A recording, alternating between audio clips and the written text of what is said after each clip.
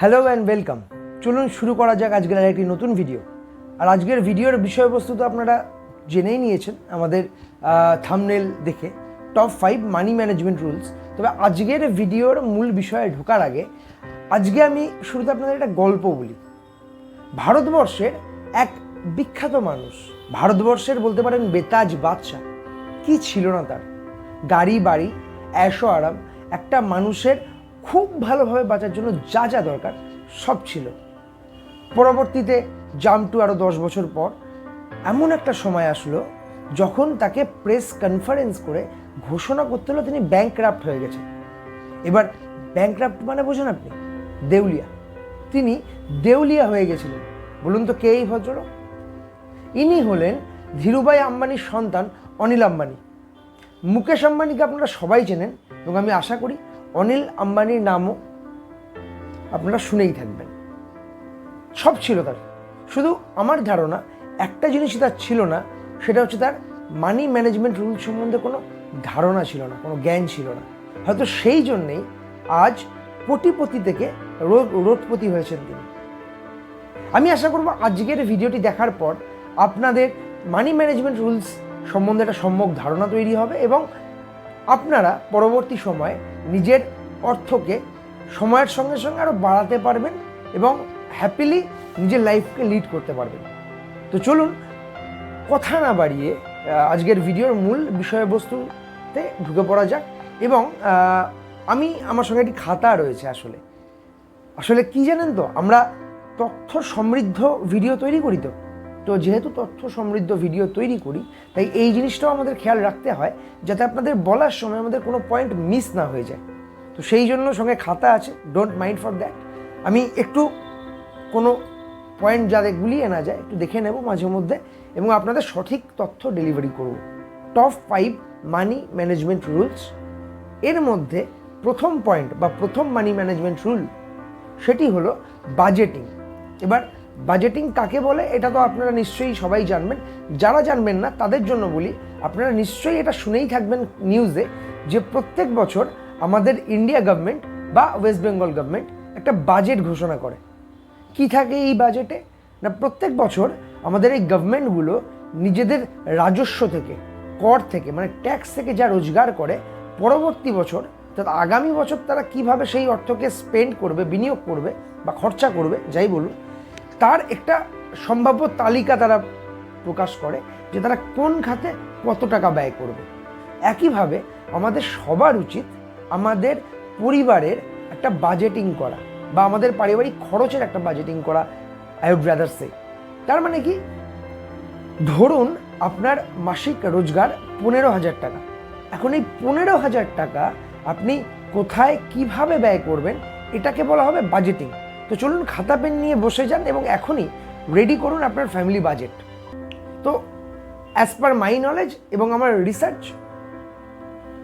বাজেটিংয়ের 5টা পয়েন্ট হয়। তো এই 5টা পয়েন্ট কি কি না, ফিক্সড এক্সপেন্স বা নির্দিষ্ট খরচ, দ্বিতীয় হচ্ছে ভ্যারিয়েবল এক্সপেন্স বা পরিবর্তনশীল খরচ, তৃতীয় হচ্ছে সেভিংস অ্যান্ড ডেট পেমেন্টস, চতুর্থ ইরেগুলার এক্সপেন্স বা অনিয়মিত খরচ এবং পঞ্চম বিবেচনামূলক খরচ বা ডিসক্রিশনারি এক্সপেন্স। এখন যদি আপনাদের জানা থাকে এগুলো কোনটা কি, তাহলে আপনি এখনই নিজের বাজেট বানিয়ে ফেলুন খাতাপত্র নিয়ে বসে, যাতে আপনার এক্সট্রা খরচ না থাকে বা আপনার খরচের একটা হিসেব থাকে। আর যদি আপনি না জানেন তাহলে ওয়েট করুন পরবর্তী ভিডিও আসা অবধি, কারণ এই বাজেটিংয়ের ওপরে একটা ব্রড ভিডিও বা একটা ডেডিকেটেড ভিডিও আমরা আমাদের চ্যানেলে পাবলিশ করব এবং সেই ভিডিও পাবলিশ হয়ে যাওয়ার পর লিঙ্ক থাকবে আমাদের এই ভিডিওর ডেসক্রিপশানে। তো চেক আউট করতে ভুলবেন না, বাজেটিং ওরিয়েন্টেড আমাদের সেই ভিডিওটি। টপ 5 মানি ম্যানেজমেন্ট রুলসের দ্বিতীয় পয়েন্ট সেটা হচ্ছে সেভিং। আপনার রোজগার যাই হোক, আমার মনে হয় একটা সুখী জীবনযাপন করার জন্য এবং সুখী ভবিষ্যৎ যাপনের জন্য প্রত্যেকটা মানুষের একটা সেভিং থাকা দরকার। এখন সেভিং কেন থাকা দরকার? আমি দুটো পয়েন্ট বলবো মেনলি। মনে করুন আপনার পরিবারের কেউ একজন অসুস্থ হয়ে পড়লেন, বা অথবা আপনি নিজেই অসুস্থ হয়ে পড়লেন এবং এমনভাবে অসুস্থ হলেন পরবর্তী 6-8 মাস আর কোনো কাজ করতে পারলেন না। তো পরবর্তী 6-8 মাস আপনি যদি কোনো কাজ না করতে পারেন এবং আপনি যদি আপনার পরিবারের একমাত্র আর্নিং মেম্বার হন, তাহলে সেই 6-8 মাস, যে 6-8 মাস আপনি কাজ করতে পারবেন না, তখন আপনার সংসার চলবে কিভাবে? সেই 6-8 মাস আপনার সংসার চলুক সেটা অন্য ব্যাপার, আপনার ট্রিটমেন্ট চলবে কিভাবে? তো সেই সব কারণের কথা ভেবে আমাদের উচিত প্রত্যেক মাসের আমাদের একটি রোজগার যেটা, সেখান থেকে একটা অর্থ সেভিং করা। এছাড়াও আর একটা পয়েন্ট আমি আপনাকে বলতে পারি সেভিং ওরিয়েন্টেড, সেটা হচ্ছে আমাদের মেহনত করার একটা বয়স হয়। ধরুন সাধারণত গভর্নমেন্টের বেঁধে দেওয়া মাপ যদি আমি ধরি, তাহলে সেই অনুযায়ী মোটামুটি একটি মানুষ 60 বছর বয়স অবধি কাজ করার মতো ক্যাপেবল থাকে। তো 60 বছর বয়স আপনার হয়ে যাওয়ার পর আপনি তো সেই কাজ করার মতো সেইভাবে ক্যাপেবল থাকবেন না, আপনার বয়স হয়ে যাবে। তো তখন আপনার চলবে কিভাবে?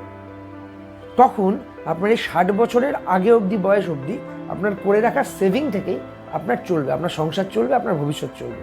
তো এই কথাগুলো মাথায় রেখে আমাদের সেভিং অবশ্যই করা উচিত। টপ 5 মানি ম্যানেজমেন্ট রুলসের তৃতীয় পয়েন্ট, সেটি হলো অ্যাভয়েড ডেপ্ট। এবার কেন আমাদের ডেপ্ট অ্যাভয়েড করা উচিত, কেন ধার অ্যাভয়েড করা উচিত? এখন একটা ট্রেন্ড চলছে, ধরুন আমার কোনো একটি জিনিস পছন্দ, ওকে, তো বর্তমানে এটা দেখা যাচ্ছে বেশিরভাগ মানুষই সেই নির্দিষ্ট জিনিসটি কেনার জন্য, নিজের শখ পূরণের জন্য ইএমআইয়ের একটা সাহায্য নিচ্ছেন। ইজি মান্থলি ইনস্টলমেন্টের থ্রুতে, যে কোনো ফাইন্যান্সের থ্রুতে এই সাহায্যটি নিচ্ছেন। আচ্ছা, আপনারা নিশ্চয়ই এটা জানেন যে উক্ত জিনিসটির যা দাম, ধরুন আপনার একটি ফ্রিজ কেনার দরকার বা একটি এসি কেনার দরকার, রাদার আই উড সে, এই গরমে একটা এসি কেনার দরকার, কিন্তু এই মুহূর্তে আপনার পকেটে এসি কেনার মতো সামর্থ্য নেই, পয়সা নেই। সেক্ষেত্রে আপনি কি করবেন? আপনি ইএমআইতে যাবেন এবং সেখান থেকে একটি এসি কিনবেন, এবং যে এসিটা আপনি 40,000 টাকায় কিনতে পারতেন, যেহেতু আপনি ইজি মান্থলি ইনস্টলমেন্টের মাধ্যমে যাচ্ছেন, তাই আপনাকে সেই 40,000 টাকার এসির জন্য 45,000 টাকা বিয়ার করতে হবে আগামী 1 বছর ধরে, ভেঙে ভেঙে ইনস্টলমেন্টে। কিন্তু এই যে এক্সট্রা 5,000 টাকা আপনার গেল, এইটার জন্য টেনশন কাজ করবে আপনার, এটা চিন্তা তো কাজ করেই। আর মনে করুন আপনি ইনস্টলমেন্টে একটি জিনিস কিনলেন এবং তার পরবর্তী 2-4 দিন পরে গিয়ে জানতে পারলেন আপনি যে কোম্পানিতে চাকরি করতেন সে চাকরিটি আর নেই, কোম্পানি থেকে আপনাকে স্যাক করা হয়েছে, বা যে কোনো কারণেই হোক আপনি যেখানে আপনার অর্থ উপার্জনের যে জায়গাটি ছিল সেই জায়গাটি বন্ধ হয়ে গেছে। তো এমতো যদি অবস্থা হয়, সেক্ষেত্রে আপনার মান্থলি ইনস্টলমেন্ট আপনি কিভাবে চালাবেন ভেবে দেখুন। আর আমি ধরে নিচ্ছি এটা যদি নাও হয়, তাহলেও প্রত্যেক মাসে অ্যাকাউন্টে একটি টাকা ম্যানেজ করে রাখা, যাতে সেই মাসে একটি নির্দিষ্ট ডেটে গিয়ে অ্যাকাউন্ট থেকে সেই টাকাটা কেটে যাবে, এটাও একটা যথেষ্ট হেডেকের ব্যাপার। তো এই সব কারণগুলোর জন্য আমার মনে হয় ধার করে জিনিস না কেনাই ভালো। এর জন্য না আপনি বাজেটিংয়ের জন্য আলাদা করে সেভ করতে পারেন। আমার বাজেটিংয়ের মধ্যে একটি নির্দিষ্ট পয়েন্ট ছিল, সেটি হচ্ছে ইরেগুলার এক্সপেন্স। এই ইরেগুলার এক্সপেন্সের মধ্যে এই আপনার এই যে জিনিসপত্রগুলো আপনি কিনতে চান, আপনার শখ যেগুলো, ধরুন একটি ফ্রিজ আপনি বাড়ির প্রয়োজনে কিনলেন, অথবা আপনার একটি রয়্যাল এনফিল্ডের শখ রয়েছে, যেমন আমারও আছে, তো আপনার একটি রয়্যাল এনফিল্ডের শখ রয়েছে, আপনি সেটা একটা টাইমের পরে গিয়ে কিনবেন। তো তার জন্য আপনি পয়সা জমাবেন ওই ইরেগুলার এক্সপেন্স খাতের মধ্যে, বাজেটিংয়ের ইরেগুলার এক্সপেন্স খাতের মধ্যে। আমি আবার আপনাকে বলছি, যদি বাজেটিং সম্বন্ধে আপনি ব্রডলি আরও ডিটেলসে জানতে চান, আমাদের এই চ্যানেলেই কিছুদিনের মধ্যেই বাজেটিং নিয়ে একটি ডেডিকেটেড ভিডিও আমরা আনছি, দেখতে ভুলবেন না। আরও ডিটেলসে আলোচনা করব বাজেটিং নিয়ে সেখানে। তো চলুন আমাদের টপ 5 মানি ম্যানেজমেন্ট রুলসের নেক্সট পয়েন্ট, সেটা হচ্ছে ইনভেস্টমেন্ট। তো ইনভেস্টমেন্ট কাকে বলে আমরা সবাই জানি, আশা করি এই বিষয়ের এলাবোরেট করার আমার দরকার নেই। এখন আমি দুটো পয়েন্ট বলবো ইনভেস্টমেন্ট নিয়ে। সেটা হচ্ছে প্রত্যেকটা মানুষ বর্তমানে ইনভেস্ট যারা করছেন, বা আফটার কোভিড যাদের মনে হয়েছে ইনভেস্ট করার দরকার এবং স্টক মার্কেট হাইপ এসছে বা আপনার স্টকে ইনভেস্ট করার মানুষের মধ্যে টেন্ডেন্সি এসছে। কখনোই কেউ করতেন না এরকম না, অনেকেই করতেন, কিন্তু এত পরিমাণে মানুষ যারা স্টক মার্কেটে ইনভেস্ট করছেন বর্তমানে, এত পরিমাণে মানুষও লকডাউনের আগে ইনভেস্টমেন্টটা করতেন না।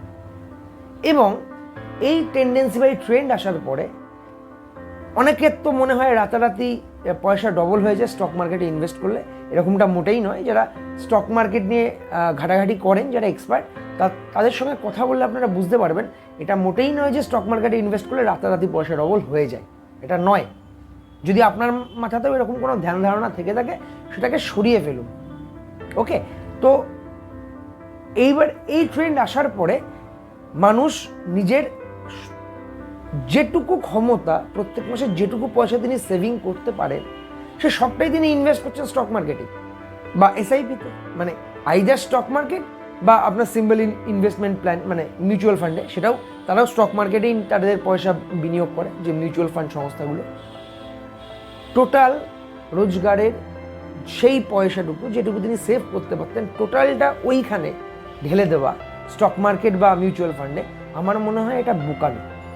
আপনার টোটাল যা রোজগার এবং তার থেকে যে পরিমাণ আপনি অর্থ সেভিং করতে পারবেন, আমার মনে হয় তার মোটামুটি 60% আপনার এমন খাতে বিনিয়োগ করা উচিত যে খাতগুলো অ্যাসিওর্ড, মানে আপনি জানেন এইসব খাত থেকে আমার পয়সা আগামী 10 বছর পরে এত গুণ বা এত গুণ হবেই, তার রিটেন প্রুফড আছে।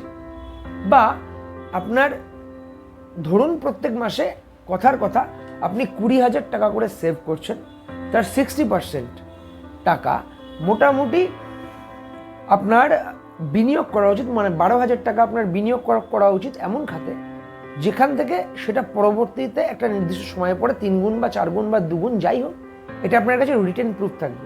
অথবা আপনি জায়গাতেও বিনিয়োগ করতে পারেন, কোনো জমি কেনার জন্য আপনি খরচা করতে পারেন সেই টাকাটি 60%। বাকি 40% আমি আপনাকে সাজেস্ট করব অবশ্যই মিউচুয়াল ফান্ড বা স্টক মার্কেটে ডাইরেক্ট কোনো ব্রোকারের থ্রুতে বিনিয়োগ করুন। কারণ বর্তমানে এই সময়টা স্টক মার্কেটে বিনিয়োগ করার খুব ভালো সময়, আপনার অবশ্যই করা উচিত। তো এই গেল আমাদের ইনভেস্টমেন্ট ওরিয়েন্টেড আলোচনা। এই বিষয়েও ডিটেলড ভিডিও আনবো এরপরে সময়ের সঙ্গে সঙ্গে। আরও কীভাবে ইনভেস্টমেন্ট করলে আপনি গ্রো করতে পারবেন অনেক তাড়াতাড়ি, এই বিষয়েও ভিডিও আসবে। অবশ্যই আমাদের এই ভিডিওর ডেসক্রিপশন চেক আউট করতে ভুলবেন না। ভিডিও আসলেই তার লিঙ্ক এই ভিডিওর ডেসক্রিপশনে আমি দিয়ে দেবো। টপ 5 মানি ম্যানেজমেন্টের রুলসের last but not the least, সেটা হচ্ছে সেট ফাইন্যান্সিয়াল গোলস। অর্থাৎ আপনার আর্থিক লক্ষ্যকে আপনাকে সেট করতে হবে যে আপনি ফাইন্যান্সিয়ালি একটা নির্দিষ্ট সময় পর কোন জায়গায় পৌঁছতে চান।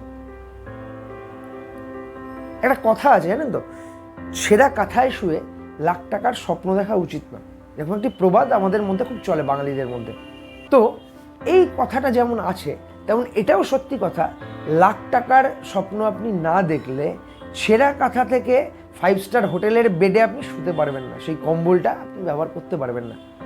তো এবার শুধু স্বপ্ন দেখলেই হবে না, আপনাকে একটি নির্দিষ্ট লক্ষ্যমাত্রা আপনার সেট করতে হবে এবং সেটা অবভিয়াসলি প্রপার প্ল্যান করে। মানে এমন নয় যে আপনি এমন একটা প্ল্যান সেট করলেন যেটাই আপনি কখনো রিচই করতে পারবেন না, সেটা সম্ভবই নয়। সেট এমনভাবে করুন যেটা আপনি খুব অল্প সময়ে আপনি রিচ করতে পারেন, বা আপনার এত বড় প্ল্যানটাকে ভেঙে ভেঙে করুন, পার্টে করুন, যাতে খুব সহজে খুব অল্প সময় সেটাকে রিচ করতে পারেন। সেটা রিচ করার পরে আবার একটা করে প্ল্যান করুন। এইভাবে ফাইন্যান্সিয়াল গোল সেট করুন। যেমন ধরুন বর্তমানে আপনার সেভিং 5 লক্ষ টাকা, আপনি একটা ফাইন্যান্সিয়াল গোল সেট করুন যে আগামী 5 বছরের মধ্যে এই 5 লক্ষ টাকাকে বাড়িয়ে আমি 8 লক্ষ টাকা করব, বা 5 লক্ষ টাকাকে বাড়িয়ে আমি 7 লক্ষ টাকা করব। ওকে, তো এইবার আপনাকে ভাবতে হবে, এবং এটা তখনই সম্ভব যখন আপনি ফাইন্যান্সিয়াল গোল সেট করবেন। আপনাকে ভাবতে হবে যে এটা কীভাবে করা সম্ভব। ধরুন আপনি একটি চাকরি করেন কোনো একটি কোম্পানিতে বা গভর্নমেন্টের আন্ডারে আপনি একটা চাকরি করেন। তো একটি চাকরি করতে করতে আপনার পক্ষে ডেডিকেটেডলি আর একটি বিজনেসে ইনভেস্ট করা সম্ভব নয়, বা আপনি আপনার ফুল টাইম একটা বিজনেসে দিতে পারবেন না। তো সেক্ষেত্রে আপনাকে ভেবে দেখতে হবে এমন কোনো বিজনেস আছে কি না যেখানে আপনি ফুল টাইম ইনভেস্ট না করেও আপনি শুধু বিনিয়োগ করে এবং সামান্য কিছু সময় ব্যয় করে সেখান থেকে একটা রিটার্ন আপনার প্রত্যেক মাসে আসতে পারে। এটা নিয়ে আপনার রিসার্চ করা উচিত। আপনার দেখা উচিত এমন কোন কোন গভর্নমেন্ট বা নন গভর্নমেন্ট স্কিম চলছে যেখানে আপনি ইনভেস্ট করলে সেই টাকা 5 বছর বা 10 বছরের মধ্যে ডাবল হয়ে যাবে বা 3 গুণ হবে। এরকম প্রচুর স্কিম রয়েছে যেখানে আপনি 10 বছরের জন্য টাকা ইনভেস্ট করলে সেটা 2.5 গুণ হয়। আমি জানি সেটা 2.5 গুণ হয়, এবং তার এগেনস্টে তারা রিটেন প্রুফও দেয়। আপনার কাছে রিটেন ডকুমেন্ট থাকবে, তারা আপনাকে ডকুমেন্ট দিয়ে দেবে যে আপনি আমাদের কাছে যে ইনভেস্ট করছেন এটা 10 বছর পর এত গুণ আমরা করে দেব। কিভাবে করে? তারাও কোনো ব্যবসায় ইনভেস্ট করে বা তারাও স্টক মার্কেটে ইনভেস্ট করে, এবং তাদের একটা এক্সপার্টাইজ টিম রয়েছে যারা জানে কিভাবে, কোথায়, কখন ইনভেস্ট করলে সে টাকাটা বাড়ানো সম্ভব, যেটা আপনি জানেন না হয়তো। তো এইভাবে ফাইন্যান্সিয়াল একটা গোল সেট করুন এবং গ্রো করুন। আশা করি খুব অল্প সময়ের মধ্যেই আপনার টাকা খুব স্পিডে বাড়বে। আজকের আলোচনা এই অবধি। আশা করি আপনাদের ভিডিওটি অবশ্যই ভালো লেগেছে। তো যদি আপনাদের আজকের আলোচনা ভালো লেগে থাকে, do like, share and subscribe our YouTube channel. এবং ওই যেমন বললাম, যদি ভালো লেগে থাকে আপনার বন্ধু বান্ধবের সঙ্গেও এই ভিডিওর লিঙ্কটি শেয়ার করতে ভুলবেন না। তাদেরও এই বিষয়ে নলেজ থাকা উচিত বলে আমার মনে হয়। ভালো থাকুন, সুস্থ থাকুন এবং আরেকটি ভিডিও আসা অবধি মোটিভেটেড থাকুন।